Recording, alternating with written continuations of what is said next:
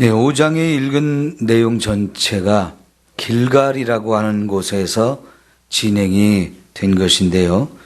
오늘은 이 길갈에서 이루어진 일들을 좀 자세하게 살펴보려고 합니다. 우선 여러분 4장 19절 20절을 좀 볼게요. 첫째 달 10일에 백성이 요단강에서 올라와 여리고 동쪽 경계 길갈에 진침해 여호수아가 요단에서 가져온 그 12돌을 길갈에 세우고 그랬습니다. 이 길갈이라고 하는 곳은 여리고성의 동쪽에 있습니다. 그래서 이 요단강을 건넜던 날이 첫째 달 10일이라고 정확하게 나와 있죠. 이 첫째 달 10일, 이거는 처음 애굽을 떠날 때가 언제였나요? 6월절을 지내고 떠나왔죠. 6월절을 지나고 그날 밤에 바로 애굽을 떠났는데요. 그게 바로서 40년 전입니다. 그 40년이 지나고 그해 40년이 애굽을 떠난 지 40년째 되는 해 1월 10일에 요단강을 건너서 가나안 땅으로 들어간 거예요. 그리고 4일 후에 6월절을 지켰으니까요. 하나님은 이런 날짜까지도 정확하신 분이라는 사실을 우리가 알 수 있어요. 자, 그 1월 10일 날 요단강을 건넜고요. 그들이 요단강을 건너서 강변에서 하룻밤을 지나고 그 다음날 바로 이동한 곳이 길갈이라고 하는 곳입니다. 근데 이 길갈이 이 가나안 땅을 점령하는 데 있어서 대단히 중요한 것은 뭐냐면 여기가 가나안 땅 전체를 정복하고 그 땅을 분배하기까지 이 모든 일을 진행하는 가나안 정복 전쟁의 총분부다라고 생각할 수 있는 겁니다. 그만큼 중요한 곳이었죠. 자, 그래서 거기 길갈에서 첫 번째 행한 일이 요단강에서 건져온 돌 12개를 세워서 기념비를 세운 것. 그게 바로 첫 번째 사건입니다. 이 기념비를 세우는 일은 어제 우리가 살펴보았는데요. 그 장소가 길갈이죠. 그런데 여러분, 그 길갈에서 이름이 뜻이 뭐냐면 애굽의 수치가 물러갔다는 그런 의미를 여기에 부여해서 길갈이라는 이름을 짓게 되어지는데 8절 9절 거기를 보면 오늘 5장 8절 9절을 보면 여기서 첫 번째 할례를 행하잖아요. 그 할례를 행한 그 사건, 이거는 이들이 이제 정식으로 하나님의 백성이 되었다는 뜻입니다. 그러니까 할례를 받기 전까지는 하나님의 백성이기는 백성인데 정확하게 하나님의 백성이라고 할 만한 뭐 증거가 없었어요. 그런데 이제는 할례를 받음으로 인해서 우리가 정식으로 하나님의 백성이 되었다라고 하는 것을 확인해 주는 표식을 자기들 몸에 각자 다 갖게 된 거죠. 이게 이제 할례를 받은 의미인데 그렇게 함으로 인해서 애굽의 수치가 이제 떠나갔다 이렇게 표현을 했거든요. 애굽을 수치스럽게 생각하는 건 뭐 때문인가요? 애굽에서 종살이를 했다는 거죠. 종과 하나님의 아들, 딸, 이거는 뭐 천지 차이죠. 그죠? 그런데 지금 애굽에서는 하나님의 백성이 바로 왕의 종살이를 했어요. 그래서 자유를 누리지 못하고 완전히 종노릇하며 엄청난 학대를 받고 무시를 당하고 이렇게 살았는데 드디어 가나안 땅에 딱 들어서자마자 하나님께서는 너희가 이제 할례를 행하라 라고 말씀을 하셔서 할례를 받게 되는데 정식으로 하나님의 백성이 됐다는 거죠. 종사를 하던 사람들이 하나님의 백성으로 완전히 변화된 겁니다. 요한복음 1장 12절에 예수님을 영접하는 자, 곧 그 이름을 믿는 자는 뭐가 된다고요? 예, 하나님의 자녀가 되는 권세를 주시죠. 그럼 전에까지는 우리가 종노릇을 했는데 드디어 하나님의 자녀가 되는 이 놀라운 일이 이루어진 거예요. 우리가 예수를 믿기 전에는 죄의 종이고 마귀의 종노릇하고 죽음을 두려워하는 자였어요. 내가 내 인생의 주인인 것처럼 착각하며 내 마음대로 살았어요. 그러다가 우리가 예수님을 믿게 되면 그 예수님이 나의 주가 되셔서 나를 하나님과의 바른 관계를 만들어 주어서 이제 하나님의 아들, 딸이 되게 되는데, 그러면 죄의 종노릇하고 마귀의 종노릇하던 것이 다 끊어지고 없어진 거죠.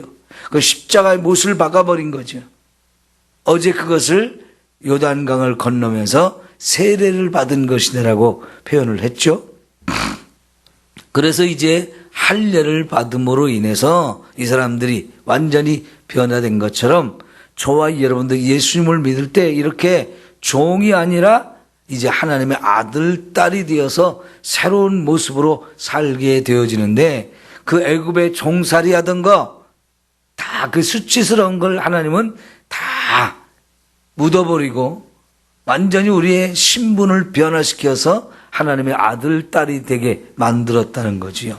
그래서 애굽의 수치가 떠나갔다. 그래서 길갈이란 이름을 붙이게 되어지는데요. 그 길갈에서 이제 첫 번째 기념비를 세우고 두 번째 이제 5장 2절부터 하신 명령이 할례를 받으라 하는 거였어요. 그 전에 5장 1절을 우리가 잠깐 살펴보게 되면 이제 이스라엘 백성이 요단강을 건넜다. 근데 그 요단강을 건너는데 하나님이 요단강 물을 딱 멈추게 해가지고 이스라엘 백성들은 마른 땅으로 안전하게 건넜다. 이 소문이 순식간에 가나안 땅 전체로 다 퍼졌어요.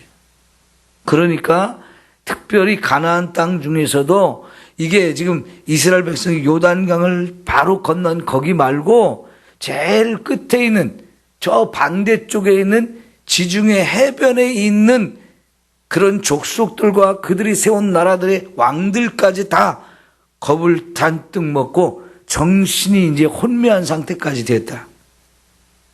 완전히 사기가 팍 꺾여버린 거죠. 저 사람들이 이제 이 가나안 땅을 점령하기 시작하면 엄청난 기세로 밀려올 텐데 이제 우리는 다 꼼짝없이 죽었다. 이런 생각들을 다 하게 됐다는 거지요. 여러분,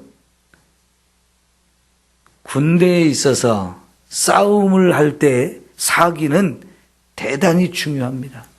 그래서 군기를 자꾸 군인들한테 심어주기 위해서 굉장히 노력을 많이 하는데요. 여러분, 지금 전쟁이 이제 일어나야 되는데 그동안은 오랫동안 이 사람들이 다 거기 터전을 잡고 강한 나라를 만들고 강한 성을 세우고 이렇게 살아왔거든요. 겉으로 보기에는 그들이 훨씬 더 강합니다. 그런데 하나님께서 행하시니까 하나님이 앞서가면서 요단 강물을 말리고 그리고 건너가게 해 주시니까 뭐 이런 하나님의 소문이 하나님이 행하신 일들이 쫙 소문으로 퍼지니까 저 이스라엘 사람들이 믿는 하나님, 우리가 믿는 신하고는 비교가 안 된다. 이런 생각을 하게 되는 거죠. 사실은 여러분, 이럴 때 그러면 우리가 믿던 신 버리고 우리도 저 하나님을 믿자. 이게 사실은 정상 아니에요? 그잖아요. 그런데 세상은 그렇게 살지를 못해요. 깨닫지를 못해요.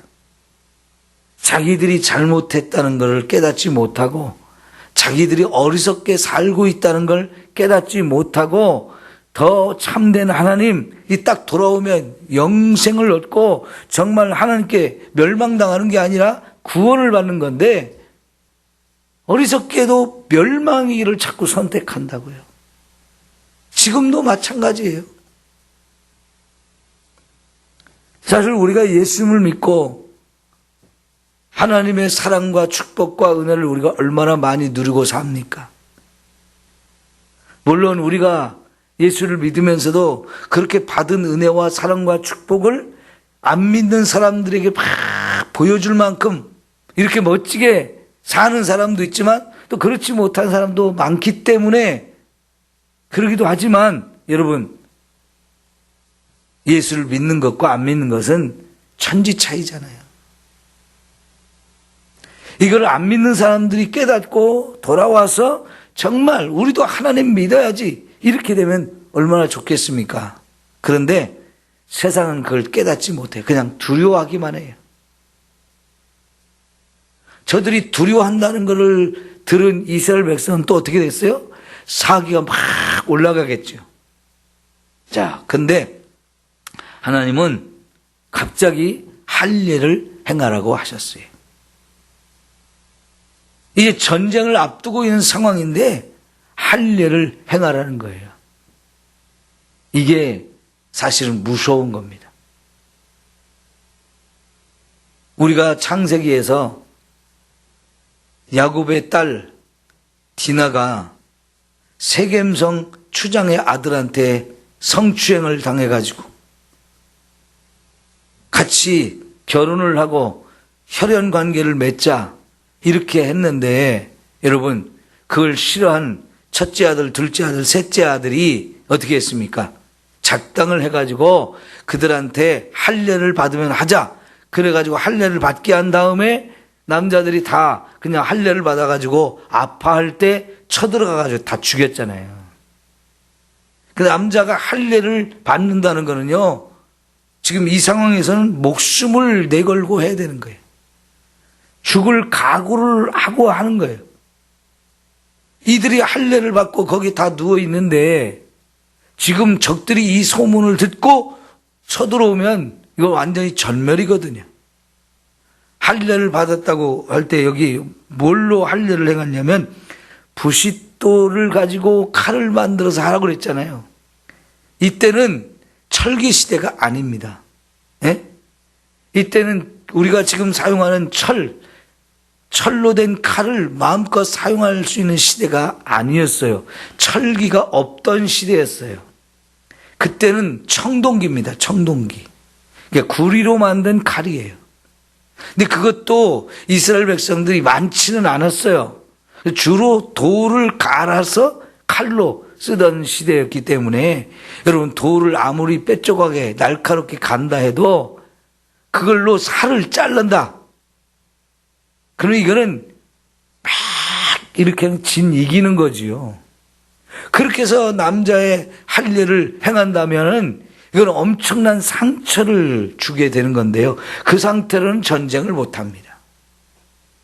근데 그런 할례를 받으라고 했는데 여러분, 이스라엘 백성들 중에 뭔 소리냐고, 지금 이 상황에서 무슨 할례를 받냐고, 이런 사람이 하나도 없이 다 순종했어요. 이스라엘 백성들이 이 여호수아서에서 순종을 한 게 거의 다 순종을 했지만 그 중에서도 제일 순종하기 어려운 게 저는 이게 아닐까 생각해요. 목숨을 걸고 순종을 해야 됐거든요. 그것도 한 사람 한 사람이 아니라 전체가, 이스라엘 백성 전체가 다 죽을 수 있는, 목숨을 걸지 않으면 받을 수 없는 할례를 받은 거예요. 그러니까 하나님이 이들을 기뻐하시고 이들을 축복할 수밖에 없었던 거지요. 하나님은 그렇게 순종을 기뻐하십니다. 근데 왜 하나님이 이런 상황에서 할례를 받으라고 하시나요? 아까 말한 것처럼 하나님과의 관계를 바르게 만들기 위한 것이고요. 그래야 이스라엘 백성 자신이 내가 누구냐 할 때 나는 하나님의 백성이야. 이 자기 정체성을 확실하게 가질 수 있기 때문에 그렇습니다. 근데 왜 자기 정체성을 이렇게 정확하게 갖는 게 왜 필요하냐 지금 이 순간에. 그러면 그거는요, 이제부터 할 전쟁이 무엇인가를 정확하게 가르쳐 주기 위한 거예요. 다시 말하면 이제부터의 전쟁은 남의 땅을 죽여가지고 뺏어서 내 땅으로 만들고자 하는 그런 전쟁이 아니고 하나님의 아들이 되어서 하나님의 전쟁을 하는 거지요. 하나님의 전쟁. 이걸 사람들 표현으로는 성전, 거룩한 전쟁이라고 얘기를 하는 거예요. 다시 말하면 이 가나안 땅에 사는 사람들은 하나님이 가장 싫어하는 죄를 짓고 사는 사람들인데 대표적인 게 우상이고 그 다음에 음란이에요. 그 두 가지 죄를 지면 나머지 죄들은요 그냥 자동적으로 따라붙는 죄니까 이게 가장 심각한 상황이었고 더 이상 하나님이 그들을 참아줄 수 없을 만큼 죄가 목에까지 꽉 찬 거예요. 그래서 그들은 하나님의 원수이고 하나님의 적이에요. 그 하나님의 적을 하나님의 아들, 딸인 우리가 하나님의 아들, 딸의 입장에서 그들을 하나님을 대신해서 전쟁을 치르는 거예요. 그들을 심판하고 그들을 진멸시키는 이런 전쟁을 하게 되어지는데요. 3장에 보면 2장인가? 그 진멸시킨다는 말이 나왔어요. 2장 이게 몇 절입니까? 2장 10절. 2장 10절에 보면 그들을 진멸시켜라, 전멸시켜라 이런 표현이 나오거든요. 이 전멸이라고 표현된 해석한 번역한 우리 그 단어의 히브리어가 헤렘이라는 단어입니다. 헤렘. 이 헤렘을 성전이라고 합니다. 성전. 헤렘은 왜 이게 전멸시키는 걸 왜 헤렘이라고 하냐면 이건 하나님께 드린다는 뜻입니다. 하나님께 드린다는 것. 여러분 제가 지금 이 물컵을 하나님께 드린다. 그러면 이거는 아무거나 드릴 수 있는 게 아니고 거룩한 것만 드릴 수 있어요. 그러니까 하나님 받으실 만한 제물이 되는 거지. 그러니까 지금 이스라엘 백성들이 가나안 땅에 들어가서 그 땅에 사는 사람들을 전멸시키는 것은 그들을 하나님께 제물로 드리는 거예요. 여러분 제물로 드릴 때마다 제물은 다 죽여갖고 드렸잖아요. 근데 원래는 이들이 거룩하지 않아요. 심각한 죄인이에요. 근데 그 죄인을 죽여서 하나님께 드려서 이 전쟁을 거룩한 전쟁이라고 표현을 하는 겁니다. 그러니까 이스라엘 백성들이 할례를 받음으로 나는 하나님의 자녀가 되었고 그 하나님의 자녀된 우리가 하나님을 대신해서 거룩한 성전을 치르는 것, 이게 바로 이 가나안 정복 전쟁인 거죠. 여러분 인간적으로 생각하면 남의 땅 뺏어먹는 거하고 똑같아요. 그러나 성경은 그게 그런 전쟁이 아니고 하나님의 원수가 된 이 죄인들을 심판하는 하나님의 영적 전쟁, 거룩한 전쟁이다 하는 것을 보여주는 건데 이를 위해서 이스라엘 백성들이 할례부터 받고 자기 자신들을 하나님 앞에 먼저 거룩하게 드리고 구별해서 우리는 하나님의 자녀다. 요 마음과 생각을 확실하게 심어주기 위한 겁니다.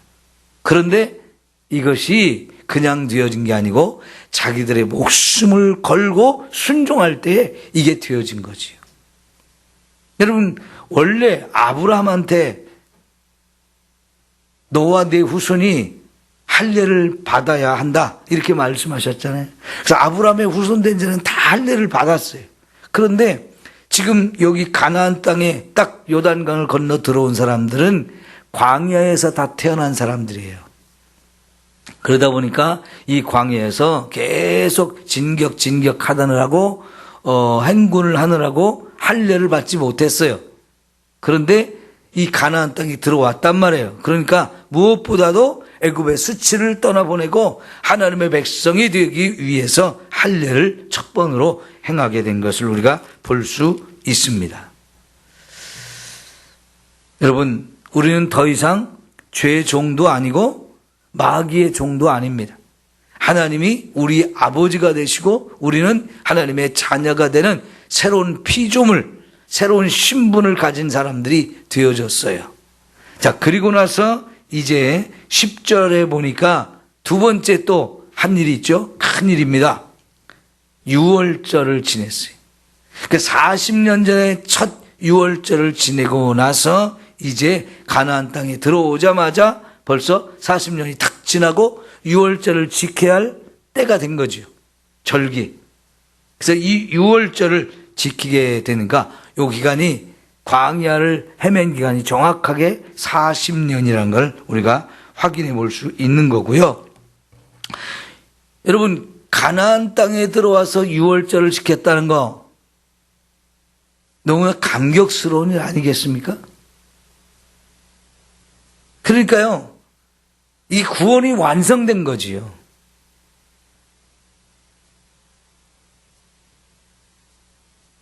젖과 꿀이 흐르는 가나안 땅에 들어가기 위해서 출애굽을 했잖아요. 근데 출애굽은 했는데 가나안 땅에는 못 들어가서 이렇게 40년을 보냈는데 이제 가나안 땅에 들어왔어요. 그래서 그 땅에서 첫 번째 유월절을 지내는 거예요. 그러니까 이거는 구원이 완성된 순간이라는 걸 우리가 확인해 볼 수 있는 건데요. 여러분, 저와 여러분의 구원도 이미 받았지만 구원이 완성되는 건 언제예요? 우리가 천국에 들어가는 날. 죽는 날이 구원이 완성이 되어서 천국에 딱 들어가는 날이 되는 거죠. 네, 그동안 우리는 이 광야의 삶을 살고 있는 건데요. 불순종하고 내 멋대로 사는 인생이 아니라 이 땅에 사는 동안에 나를 더 거룩한 사람으로 성화시키기 위해서 끊임없이 노력해야 되는데 그게 바로 예수님을 닮아가는 것이고 예수님과 동행하는 것인데, 여러분, 그 구원을 완성시켜 나가는 우리의 삶이 되어져야 합니다. 그리고 나서 11절에 보니까 6월절을 딱 지키자마자 만나가 내려오지 않았다는 거예요. 그리고는 그 땅의 소산을 먹게 되었다. 여러분, 참 재미있는 일이라고 생각해요. 만나는 하나님이 하늘에서 내려준 양식이죠. 그럼 이거는요, 우리가 농사를 지어가지고 땅에서 나는 것이 아니었어요. 그러니까 하늘에서 내려온 만나를 먹는 건 매일매일 기적을 체험하면서 기적을 먹고 살았어요. 그런데 이제 하나님이 가나안 땅에 딱 들어오자마자 만나를 주지 않고 이제는 요 가나안 땅에서 가나안 사람들이 농사를 지어서 만들어놓은 그 곡식, 그것을 먹을 수 있게 해주셨어요. 여러분, 그러면 이제 땅에서 나는 양식을 먹어요. 그러면 이거는 기적인가요? 기적이 아닌가요? 만나는 분명히 기적이었어요. 매일매일 하나님이 내려주셨으니까. 근데 땅에서 나는 곡식을 먹는 거, 이건 기적인가요? 기적 아닌가요? 기적이 아니라고 우리는 생각하기가 쉽습니다. 그런데 방법만 바뀌었지 그것도 역시 기적입니다. 그것도 역시 하나님이 주신 거예요. 다시 말하면 오늘 아침에 여러분이 밥을 먹겠죠?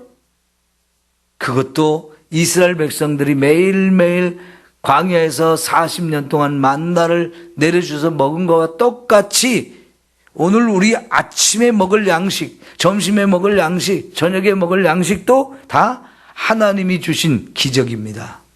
예? 방법만 달리 했을 뿐이지 그것도 역시 하나님이 주신 거예요. 그래서 여러분이 그 밥을 먹기 전에 기도를 하는 거 아닙니까? 감사 기도를. 하나님이 일용할 양식을 주셔서 감사합니다. 그러면서 먹잖아요. 우리 예수님이 주기도문을 가르쳐 주었는데 오늘 우리에게 필요한 일용할 양식을 주옵소서 그렇게 기도를 하라고 그랬잖아요. 매일매일 하나님이 주신 양식을 우리가 먹고 사는데 방법은 달라졌지만 그것도 역시 하나님이 주신 기적이라는 얘기입니다. 우리는 지금도 매일매일 기적을 체험하면서 살고 있는 거예요. 하루하루가 그렇고 매 순간순간이 그렇죠. 얼마나 감사하고 얼마나 또 놀라운 일입니까? 여러분, 하나님이 주시지 않으면 우리는 하루도 살 수가 없는 사람입니다. 그러니까 하나님이 먹을 것, 마실 것, 입을 것 염려하지 말라고 그러잖아요. 우리 하나님 자녀가 됐기 때문에 하나님이 다 책임져 주시. 우리 아버지가 하나님의 아들, 딸인 우리의 삶을 다 책임져 주시고 필요한 모든 걸 공급해 주시는 거예요. 너무 돈 하면서 돈 찾아다니지 마세요. 그렇게 안 해도 하나님이 다 채워주시고 공급해 주시고, 어떤 사람은 좀 많이 주셨고 어떤 사람은 좀 적게 주셨을 뿐인데 우리는 다른 사람 손에 있는 거고 내 손에 있는 거 비교해가지고 남의 떡이 더 커 보여가지고 불평불만, 왜 나는 조금 주시냐고 그런 사람이 있는데요. 그것도 아닙니다. 필요한 만큼 주신 거예요.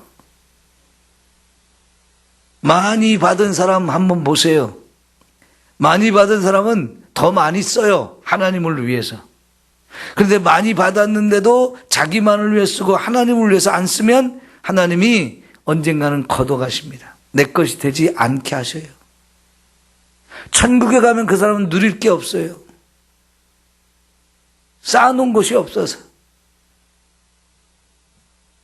여러분, 언제나 감사하십시오.